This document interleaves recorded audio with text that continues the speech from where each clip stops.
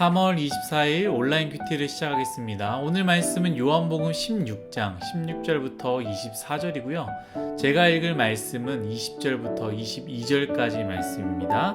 내가 진실로 진실로 너희에게 이르노니 너희는 곡하고 애통하겠으나 세상은 기뻐하리라. 너희는 근심하겠으나 너희 근심이 도리어 기쁨이 되리라.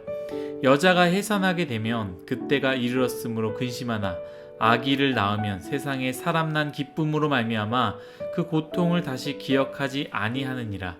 지금은 너희가 근심하나 내가 다시 너희를 보리니 너희 마음이 기쁠 것이요 너희 기쁨을 빼앗을 자가 없으리라. 아멘. 오늘 여러분들과 함께 나눌 큐티의 주제, 또 제목은 근심이 변하여 기쁨으로, 근심이 변하여 기쁨으로입니다. 예수님은 죽음에 대해서 이야기하고 계시고 제자들은 예수님의 말씀을 여전히 이해 못하는 그런 상황입니다. 우리야 말씀을 다 아는 사람들이니까 앞으로 어떤 일이 일어난지 다 알고 있기 때문에 이 부분, 특히 제자들의 이 대답이 너무나 답답해 보일 수 있습니다. 그러나 만약에 우리가 제자였다면 우리는 어땠을까요? 저는 아마도 예수님의 말씀을 이해하지 못했을 것 같습니다. 제자들에게 예수님은 어떤 분이십니까? 모든 것을 다 하신 분입니다. 병자들을 치유하셨습니다. 고칠 수 있는 환자들만 치유하신 것이 아니라 눈먼 자를 눈뜨게 하셨고, 나면서부터 눈먼 자를 눈뜨게 하셨고, 안진뱅이를 일으키셨습니다. 심지어 죽은 자까지도 살리셨으니 예수님이 십자가에 못 박혀 죽으실 거다, 이런 사건을 과연 상상할 수 있겠습니까?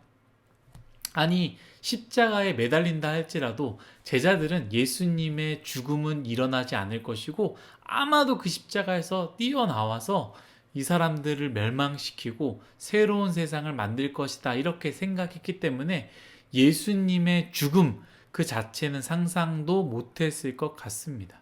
그렇기 때문에 제자들이 예수님을 잊는 상황, 예수님이 죽음에 놓이는 그 상황을 보게 될 때 얼마나 큰 근심과 아픔이 찾아올지 예수님은 이미 알고 또 알았기 때문에 이렇게 이야기하지 않았겠습니까? 저는 이 말씀을 읽으면서요, 이렇게 생각하게 됩니다. 예수님의 십자가 사건과 부활의 사건을 통해서 예수님께서 미리 제자들에게 이렇게 말씀하신 것이죠. 나의 죽음으로 인해 너희에게 근심과 고통이 오겠지만 그 근심과 고통은 도리어 기쁨이 될 것이다. 임신한 여인이 아이를 낳을 때가 다다르면 분명히 두려움과 근심이 있지만 아이를 낳고 나면 그 아이로 인해서 얼마나 큰 기쁨을 얻게 될 것이냐. 그 근심을 잊어버릴 것이다. 이런 것처럼 내가 너희들을 떠나면 너희들에게 큰 근심이 있겠지만 다시 너희를 보게 될 것이고 그때 그로 말미암아 너희들은 큰 기쁨이 있을 것이다 라고 이야기했는데, 저는 이 말씀이 단순히 그 당시 제자들에게만 유효한 것이 아니라 21세기 예수님의 십자가를 보지 못하는 그냥 그 말씀을 들은 우리에게도, 21세기 살아가는 우리에게도 동일하게 유효한 말씀이다 라는 것이죠. 이렇게 생각해 봅시다. 우리가 예수 그리스도를 위해서 신앙생활을 하게 되면 우리는 근심하게 됩니다. 예수님으로 인해 고통이 찾아온다라는 것이죠. 사람마다 그 근심과 고통의 크기는 다르지만 예수님을 진짜로 믿는 사람들은 얼마나 많은 손해를 보고 얼마나 많은 고통이 있겠습니까? 예수님을 믿는다라는 거 성격대로 사는 것이 아닙니다. 예수님을 믿는다는 거 누리면서 사는 것이 아닙니다. 예수님을 믿는다라는 건 나는 그렇게 생각하지 않지만 참아내야 되고, 나는 누릴 수 있지만 누리는 것을 참는 것, 얼마나 많은 손해를 보는 것, 얼마나 많이 감당해내는 것, 견뎌내는 것, 이런 것이 바로 예수님을 믿는 것 아니겠습니까?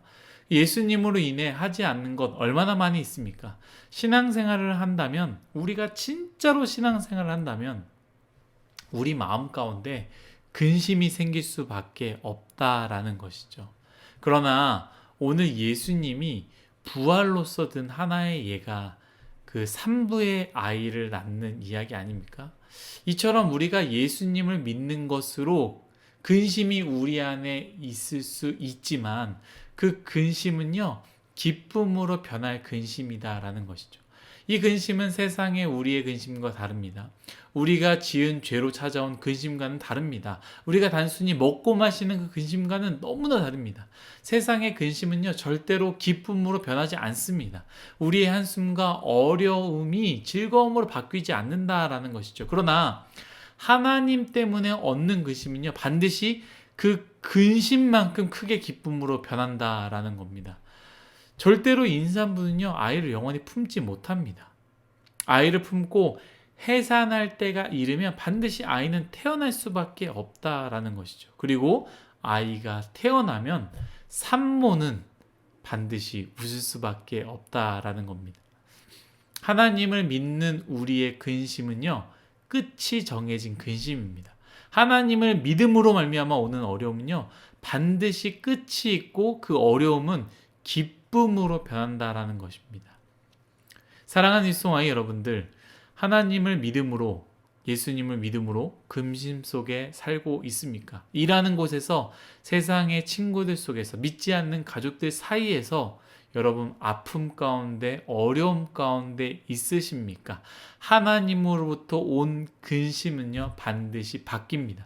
반드시 산모는 고통의 끝이 있고 아이는 반드시 태어날 것이며 그 아이로 인해 산모는 웃는다라고 이야기했던 것처럼 우리는 하나님으로 인해 반드시 웃을 것입니다. 근심이 변하여 기쁨이 될 것입니다. 오늘 말씀에 지금 너희는 근심하나 내가 다시 너희를 보리니 너희 마음이 기쁠 것이요 너희의 기쁨을 빼앗을 자가 없다라고 말씀하셨던 것처럼 하나님을 위한 근심, 그 근심은 반드시 기쁨으로 바뀔 것이고 그 기쁨을 빼앗을 자가 없을 것이다 라고 이야기했습니다. 여러분, 하나님으로부터 오는 그 근심에 사로잡혀 살지 마십시오. 그 근심은 반드시 기쁨으로 바뀔 거라는 것을 기억하십시오. 예수님을 믿는 것 때문에 여러분들 고통스럽게 만듭니까? 그 근심에 눌려있지 마십시오. 그 근심은 반드시 기쁨으로 바뀔 것입니다. 하나님을 위한 근심, 더 이상 그 근심으로 근심하지 마시고 오히려 하나님을 위한 그 근심을 기대하시기를 간절히 바랍니다. 고난을 기대하라. 다 같이 기도하겠습니다. 하나님 감사합니다. 우리가 하나님을 믿을 때에 얼마나 많은 것들을 포기하고 얼마나 많은 것을 내려놔야 합니까? 하나님을 진짜로 믿는 것 때문에 얼마나 많은 고통을 받고 얼마나 많은 어려움이 있습니까? 그러나 오늘 말씀과 같이 그 근심, 하나님으로부터 오는 그 근심에는 끝이 있다라는 것 기억하게 하여 주옵소서. 예수 그리스도의 십자가의 고통, 그 죽음 끝에 부활이 있는 것처럼 우리가 끝까지 예수님을 믿고 나아갈 때 우리 삶 가운데 부활의 기쁨이 찾아오는 것처럼 그 산모가 고통이 영원한 것이 아니라 아이가 태어남으로 그 고통을 완전히 잊는 것처럼 하나님 내 삶 가운데 하나님 때문에 찾아온 그 고통 가운데 끝을 보여주시고 그 고통에서 기쁨으로 그 기쁨 때문에 하나님께 더 나아갈 수 있는 우리 뉴송아이 한 사람 한 사람이 될 수 있도록 은혜 내려 주옵소서. 감사하며 예수님의 이름으로 기도드렸습니다. 아멘.